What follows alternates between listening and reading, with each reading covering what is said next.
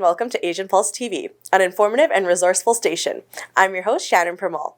We're broadcasting from the unceded territories of the Silvertooth Nation, Katzie, Musqueam, and Kwantlen Nation.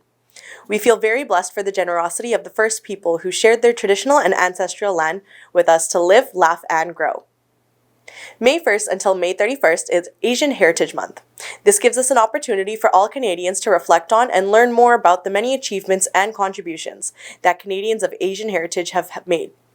There are about 1.5 million Chinese Canadians in Canada and have made Canada their home.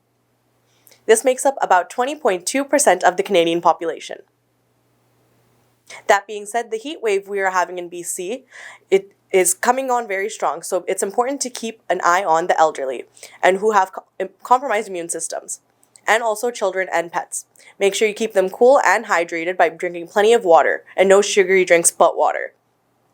You can also keep your children safe by not opening the windows, and if you live in condos or apartments, make sure to put the safety device on your windows so that the kids don't fall out of the windows or sliding doors. Let's take a short break and we'll be right back after these few words from our sponsors. I understand how important it is to have a place called home, and it's frustrating using your hard-earned money on rent. Vic Prasad can make you a homeowner. Get pre-approved services provided to first-time buyers and new immigrants. You can qualify for mortgage even if you have bad credit. Call Vic Prasad now on 604-306-6647. Vic Prasad is associated with Craft Mortgages Canada Incorporated. For any kind of visa-related services, contact Milky Way Immigration, a galaxy of opportunities located at Unit 209-9547 152 Street, Surrey, BC. They have licensed immigration consultants, placement officers, and LMIA experts to meet your immigration and recruitment needs. Book one-time free consultation either on Facebook or by calling 604-396-0005. Bollywood Banquet Hall and Conference Center, located at Pyle Business Center at 201-8166 128th Street in Surrey. No celebration is too small to accommodate you. They have newly renovated 2 halls to serve you, up to 1,000 guest capacity, top-notch chefs to delight you with delectable and heavenly cuisine. So just call Bollywood Banquet Hall at 604-598-2700 for your events. Benisi Mobile Detailing Services. They offer commercial trucks, cars, SUV, boats, bikes, RVs, and much more. Just give them a call at 778-808-2859. Just give them a call at 778-808-2859 and they will do all kind of services at your home. Thank you, sponsors. Today, our guest is Sarbjeet K. Sangha, Media Relations Officer, and Sergeant Lob from Surrey RCMP. They're here to talk about public safety and recruitment with the RCMP, so please have a look. Hello and welcome to Asian Pulse. My guests today are a very special guest that I invited from the Surrey RCMP, and they are in the studio to talk about what is happening and the recruitment and the safety issue with RCMP in the big one of the second largest municipality in Canada, which is Surrey, and we are here to talk about that. And for the first time on the set, I have Sergeant Lob. And she is here for the first time, and with her is Public Relations Officer Sarbjeet Sangha, and she's been here before, so you might have seen her face in the media. And that's what we are going to be doing today, to talk about anything and everything about the RCMP. Welcome, both ladies, and you were telling me off the air that today is the 150th year for the RCMP in Canada. Yes, it is. It's a celebration, big celebration. Congratulations. Thank you to all the men and women that do this job, and 150 years, as long as Canada has been in existence, right? Thank you very much for having us today. Thank you for taking your time, be able to come. And for the first time, I'm talking to you as well. So this is going to be a very casual conversation, and we can talk about, we can start with summer is here as well. And we might as well talk about safety, road safety, because very soon kids will be out of school, and how they play, ball goes on the road, and kids start chasing, and also the summer months are here and everybody's leaving their windows open. So how safe it is that if you have a small child in the house to leaving the windows, because there have been some reported cases of kids falling off the window and getting hurt. So there's a lot to talk about. And we're going to talk about water safety as well. So there are a lot of safety issues we're going to be talking about. So let's start with safety in general. Do the people that live in Surrey feel safe? And I know crime rate has gone down. Well, I think, let me just first start by saying that the Surrey RCMP is conducting several road safety checks. You were mentioning about road safety in particular. So if we talk about summer safety and road safety, what we want drivers to know out there, you had mentioned small children, so I'll start there. So yes, at this time of the year, there are many small children and pedestrians and cyclists that are out on our roads. So we are asking drivers to always be aware and be alert to what's going on around them and to obey the speed limits and the signage and the Motor Vehicle Act. So we will be out in doing enforcement as we always are, and we're asking people to use caution out on the roads. As you had mentioned, the roads and highways are very busy at this time of the year, and we're going to have many people traveling through on vacations and that sort of thing. Mm-hmm. So in regards to other safety you mentioned, you also mentioned well, the first thing I also said that because of the summer months, it gets so muggy and so hot, and we all end up opening the windows and the doors. Mm-hmm. And if you live in condos and apartments and all that, we haven't had any incident yet. But in the past, the children have fallen out of the windows. Yes. So we should be able to get safety ledges or something in the windows if they are planning to, or use the air conditioner and don't open the window if you have a small child in the house, right? We are just released some messaging on that. Do you want to speak to that, Definitely, and we will be ongoing basis on our social media sites on Twitter and Facebook. We share these messages on regular basis, and as you understand that the safety around the windows, it's significant, and we've had incidents in the past where kids have fallen out of the windows, and luckily not serious injuries, but it's always the fear of the parents. Keep the kids in your eyesight, so important. And if you are going to open the windows, make sure the kids are not anywhere close to the windows. And sometimes even when the windows are closed, the kids are able to open them themselves. Mm-hmm. So for those, safeguard needs to be in place, and as easy as taking a piece of wood, putting that in between, so even if the child tries to open the window themselves, they won't be able to access it. Mm-hmm. Keeping the locks and having alarm system. So if your window, you get that little ding, somebody's trying to open either window or door, mm-hmm. you can have those alarm system in your house. And safety is so important. You want to cool down. Having an AC maybe not be an option for everybody. Getting a fan or getting the family out of the house. If it's too hot, go to a mall or something to cool down, But it is so important to make sure the windows are secure because the kids have fallen out. Your best intentions, all it takes is literally 2 seconds for you to turn away from the child and they open the window, and it's so easy. Sometimes people think, well, I have the net is still there, Mm-hmm. Those are so easy to push out. They are not safe whatsoever, right? Kids can easily, that might be, kind of like they might think it's safe because something is there. That's actually worse because that kind of gives them that false sense of security, which is not there. Yeah. So we always send these messages out to parents. Be careful when you have windows open. Make sure you know where your kids are at that time. Mm-hmm. For sure. And I also sort of measured because summer is out, pools are open. Not every pools have lifeguards because I was watching the news, and I think Vancouver they have 150 lifeguards, but still not enough. And so there are so many pools that not been open because they can't have the lifeguards. And same thing in Surrey. And I would say, Camilla, that it's not much the pools. Yeah. Because pools are still pretty safe because they have life vest for kids and for adults. It's the open bodies of water around us. And you have seen the last couple of years, we have a lot of people, not children, adults, who think they're confident in the water and they weren't. And they actually were swept away with the water. And most of them were international students. that lost their lives because they thought that they knew how to swim back home, they could jump in the river, they would be fine. It's not the same here. The flow of the river is so strong, you will not be able to survive in that. So taking precaution around the open bodies of the water, you're going to the lake, you're going to the river, make sure you have your life vest on, right? Make sure your friends know, and don't overcompensate for your ability to swim. Swimming in a pool, swimming in an open body of water, two different things. So safety around those is very important. Yes.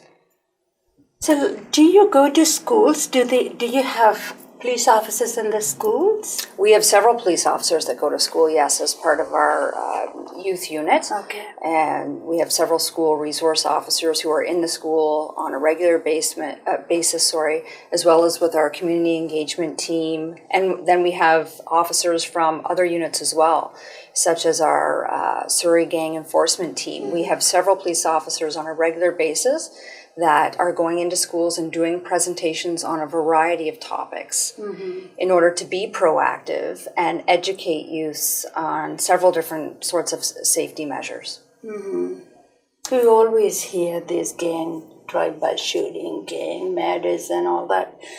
Do you think with all this public education starting from very young age and talking to the kids in schools, it has helped the numbers come down Yes, for gang recruitments? I can definitely talk about that. What we have seen the last few years, that the recruitment started at very early ages. Yes. Our focus was more on high school kids before. So now we have changed that. We are in elementary schools giving the same presentation which we were giving to our high school kids.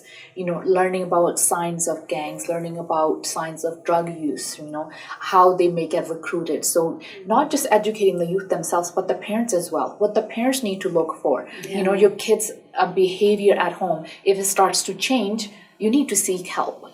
Teaching the parents where to go for help. Sometimes parents themselves don't know how to help their kids. So the resources are there, and we are there to provide those to parents, kind of connecting them with those services, where they'll be able to not just teach themselves, but also help their kids. If the kid's struggling at school, whether it's from bullying or something, because usually people go into gangs when there's something else going on in their life, whether things are going on at home or school. Those are the vulnerable kids that will get recruited into gangs or drugs. So getting to the root cause of those issues, that's where we're trying to help the families, to the parents, and the youth as well, connecting them with counseling, that's so important. Getting them with the volunteering services, getting them into sports, changing the lifestyle so they are surrounded by positivity, right? By the role models that they can look up to, So has that made a difference? I would say absolutely that has made a difference, right? So, but it is not something that's going to be, overnight. It's going to be over year by year that we keep doing that proactive stuff. We keep teaching the parents, the kids, and the schools. We will see the difference. And we have seen the difference with our kids going into gangs and drugs.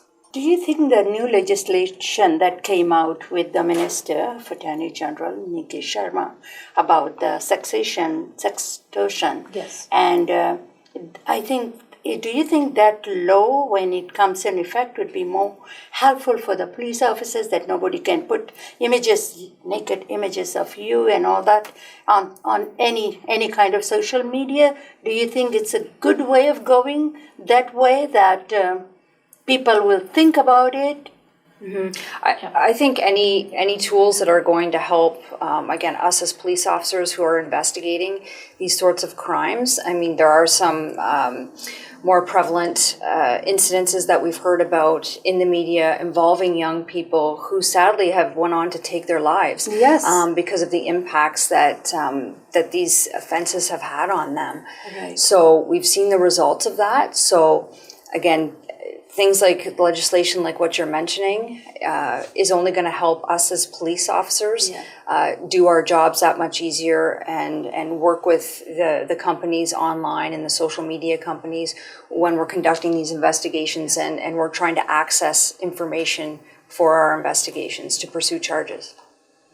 One more thing you said about vaping. Yes. And the report just came out that British Columbian youth are the highest number in Canada of vaping. And just because the vaping is so flavorful that you will vape and then, I mean, it may be fun to start with, but I think there is addiction there because of the flavor in there. And they are thinking that if you're going to put vaping out there, you might as well put the smell of the cigarette that might put kids away. Do you think vaping has gone up? Have you seen vaping, especially among children? Definitely, yes. It has increased, and it has increased in our schools big time. You know, we hear from the parents, we hear from the schools. These incidents are on a regular basis that kids are vaping in schools. You know, and then we start the discussion with who's responsible for this. Legislation needs to be there to restrict the kids from buying it and making it not glamorized. You know, as you said,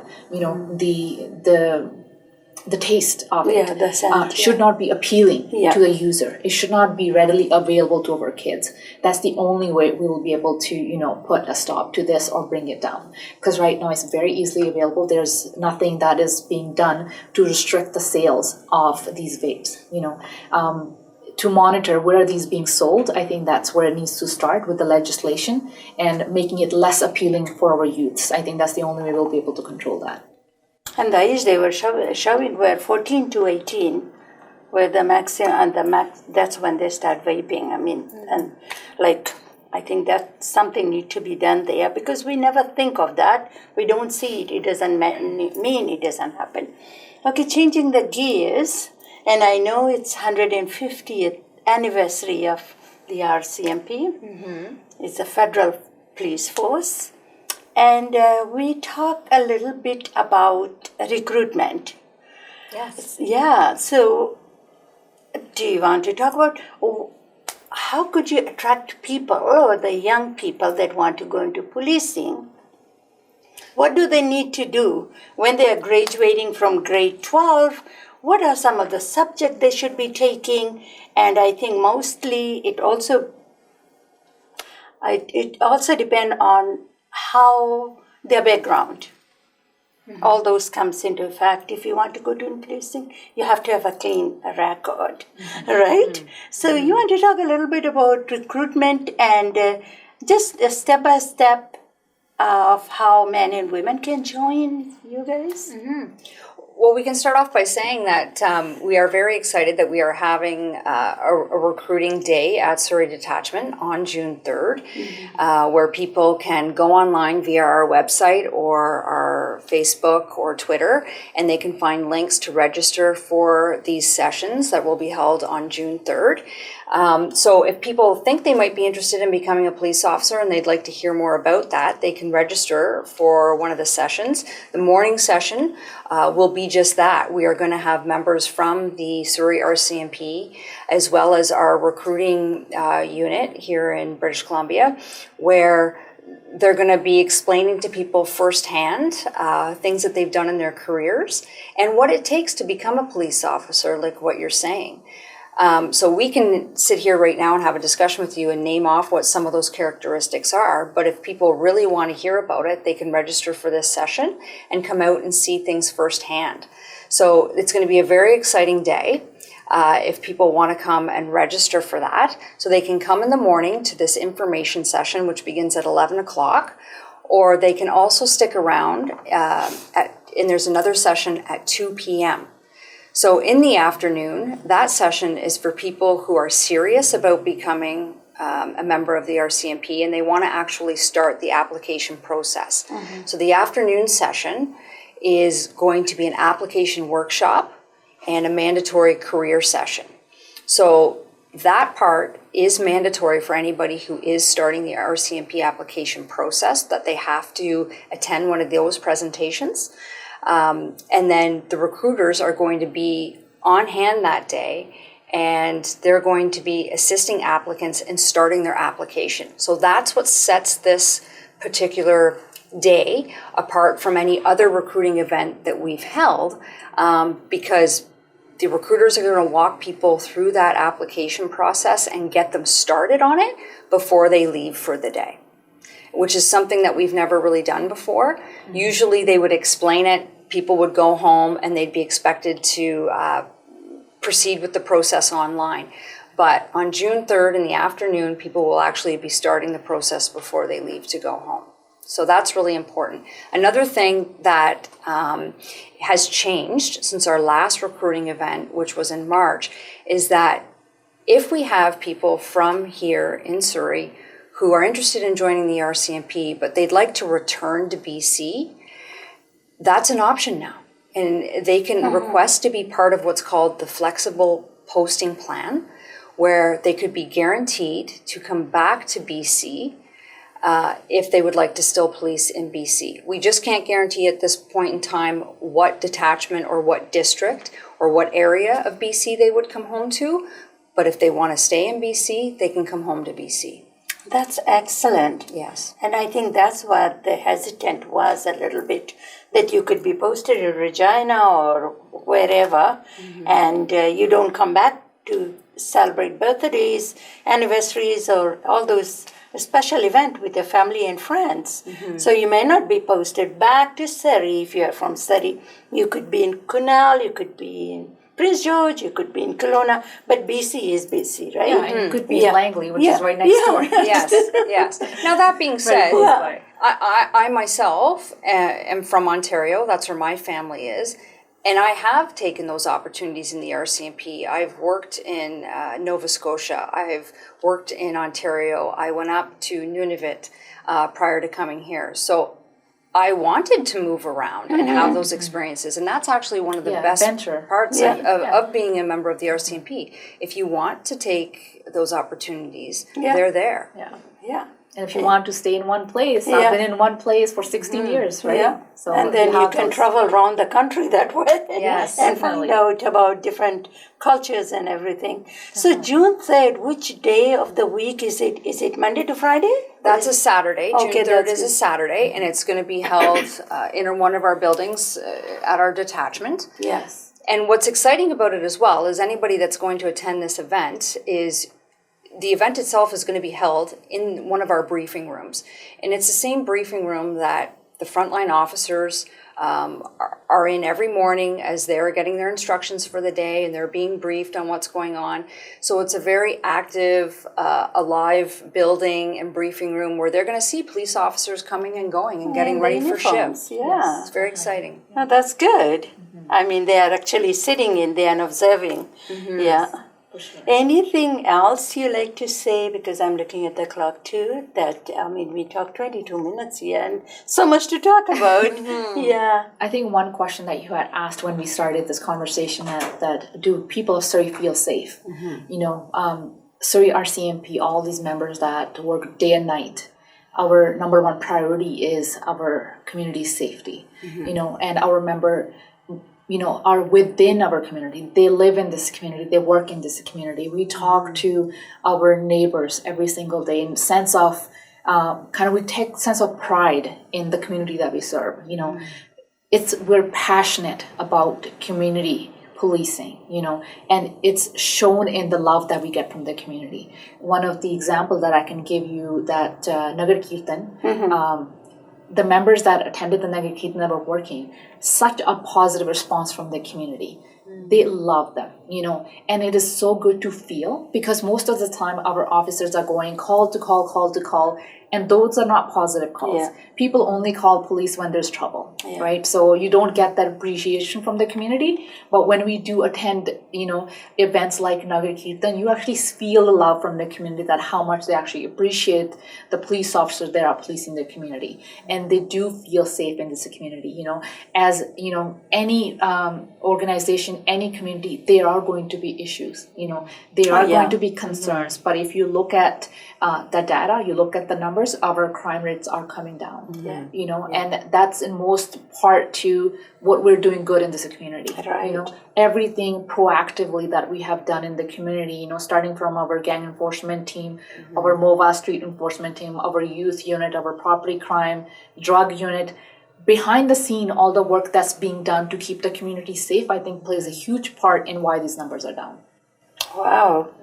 When I didn't know all that, that's good. And the respect that the RCMP got. Yes, when you are in a bigger, bigger crowd. Yes, The absolutely. respect they say, they come to you and they say, you guys are doing a good job. 100%. Yeah, and you never hear that. Yes. And this is the majority of the people. So thank you so much for keeping our community safe, and thank you for doing that 24-hour job. I cannot do that, and a lot of people may not be able to do it. It takes a special person to be able to do this kind of work. And it's risky sometimes as well, right? Yes, definitely. So with that, thank you so much, and enjoy 150 years, and good luck with your recruiting, and come Thank back you very again. much. Thank you. Anytime. Thank you very much. This station is for you. Anytime you have something, come down. Thank you for Thank having you. us. Thank you. Thank you. Thank you to the both of you.